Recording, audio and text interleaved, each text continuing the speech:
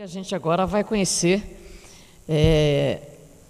as formas de financiamento na visão da Caixa Econômica Federal por meio de Cláudio Freitas Gonçalves, gerente da filial Recife da Caixa Econômica Federal.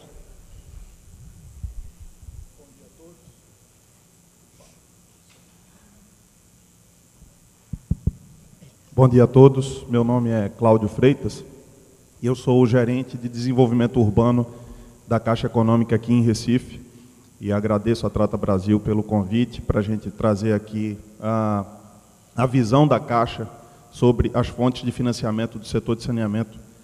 E de tudo que a gente viu hoje aqui, a conclusão óbvia que a gente chega é que os desafios são imensos, né? O caminho ainda para ser percorrido para a universalização de abastecimento d'água, de coleta de esgoto e principalmente de tratamento de esgoto, ainda é um caminho bastante longo que a gente vai ter que percorrer e, portanto, financiar isso é uma coisa que é muito importante, é uma coisa com a qual a gente tem que se preocupar. Bom, e aí como a gente vê que ainda tem muito para se fazer, a gente percebe que as fontes de financiamento de longo prazo, elas são necessárias para dar condição de se continuar tocando a evolução da cobertura de saneamento no Brasil. E a gente está sempre esperando que o momento em que as taxas de juros e que o prêmio pela dívida pública diminuam, para que se tenha mais interesse do setor privado no financiamento em infraestrutura e, notadamente, em esgotamento sanitário e em saneamento básico. Enquanto isso não chega, a gente tem que ainda se valer das fontes outras, principalmente investimentos públicos, né, das mais diversas esferas do poder público, na consecução dessas obras, esses investimentos em saneamento. E, como o próprio Roberto falou aqui mais cedo, tarifa não dá conta de fazer esse investimento. Então, a gente continua vendo ainda muito o setor público tendo que ser o principal agente na hora de fazer esses investimentos. Então, a Caixa, ela, como agente operador do FGTS e um dos principais agentes financeiros também na utilização do FGTS, tem todo um histórico, desde o BNH, desde a instituição do Fundo de Garantia, em financiamento para esse setor, que é o setor de saneamento básico, né? E a gente vai falar um pouco sobre o programa Saneamento para Todos, que é o carro-chefe do Ministério das Cidades hoje para financiar com recursos do FGTS o saneamento, falar sobre o FGTS investidor e fazer alguns comentários finais.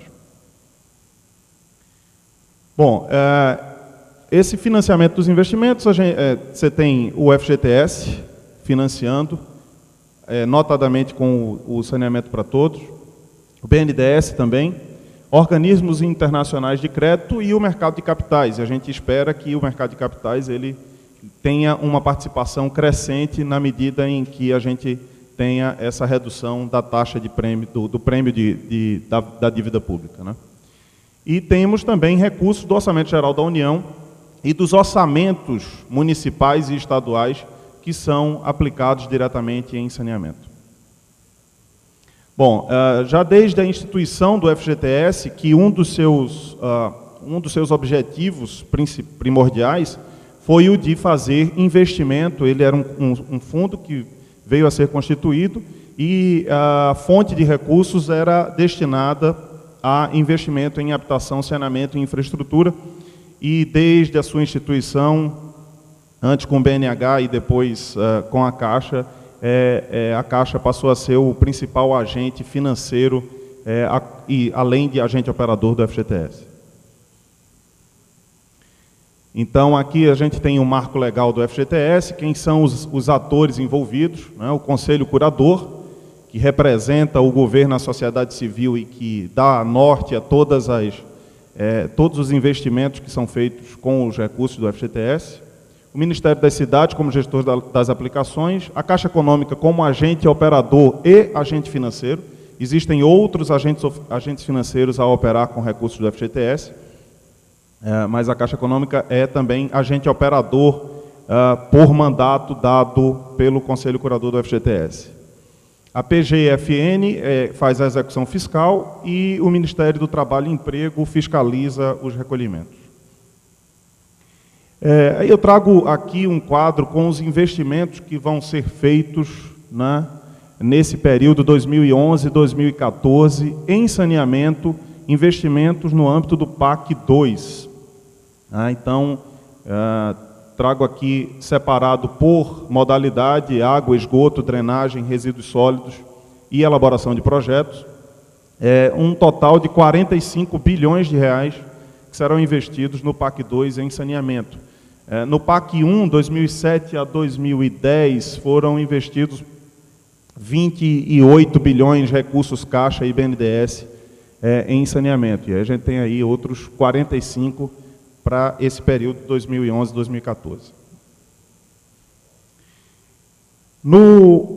Em Pernambuco, em particular, esse é o quadro de investimentos do PAC 1 e do PAC 2. No PAC 1 foram 1 bilhão 450 milhões, quando a gente soma investimentos feitos com recursos de financiamento, FGTS e IOGU. Isso aqui esse quadro é só o quadro de investimentos da Caixa, tá? Ademais dos investimentos que foram feitos com recursos do BNDES e outros. Esses são recursos que são operados pela Caixa. No PAC 1 foram contratados 1 bilhão 450 milhões, e no PAC 2 a gente está no processo de contratação. Algumas contratações já foram feitas no OGU e outras de financiamento estão no aguardo de autorização da STN para serem concluídas as contratações, totalizando 1 bilhão e 900, quase 2 bilhões de reais no PAC apenas para saneamento em Pernambuco. Eu trouxe aqui algumas informações sobre como tem se dado a escolha das diversas propostas feitas pelos municípios e companhias de saneamento, a priorização que foi feita pelo Ministério das Cidades para a seleção do PAC 2. Né? Então, o propósito era o de fazer uma complementação aos investimentos que vinham sendo realizados com recursos do PAC 1. Então, essa era a primeira premissa que tinha que ser atendida, complementação das obras da primeira fase do programa. E aqui a gente tem alguns investimentos bem interessantes, como os investimentos que estão sendo feitos na bacia do Beberibe. Né? Tem toda uma gama de intervenções que estão sendo feitas. E muito fortemente em saneamento básico, em toda a bacia do rio Beberibe, né? Com recursos do PAC 1 e agora que vem sendo complementados com recursos do PAC 2. E essas intervenções, elas foram contratadas com o Governo do Estado, Secretaria de Recursos Hídricos do Governo do Estado tem lá uma intervenção importante no desassoreamento do rio, Prefeitura de Olinda, Prefeitura de Camaragibe, onde está a nascente do rio, né? E Governo do Estado, todos fazendo intervenções para requalificar a bacia do rio Beberibe. Essa é uma obra que o governo tem como sendo uma obra emblemática, ela é acompanhada de perto pelo Ministério do Planejamento, os recursos do PAC 2, eles atenderam essa premissa de complementação das intervenções do PAC 1. Atendimento de demandas estruturantes e integradas, essa também era uma premissa que tinha que ser atendida.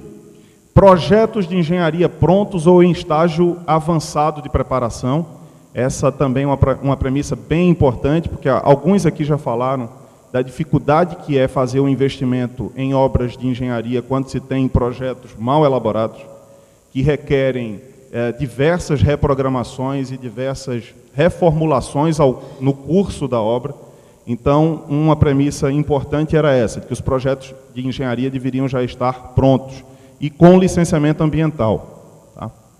Isso tudo para prover um desempenho, uma eficiência maior na evolução da aplicação dos recursos do PAC 2 quando comparado com o PAC 1.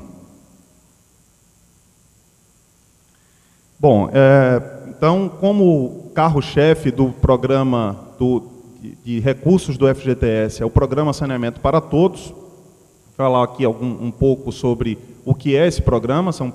É um programa com recursos de financiamento. Então, os tomadores, os mutuários, né, tomam recursos para investimento em saneamento.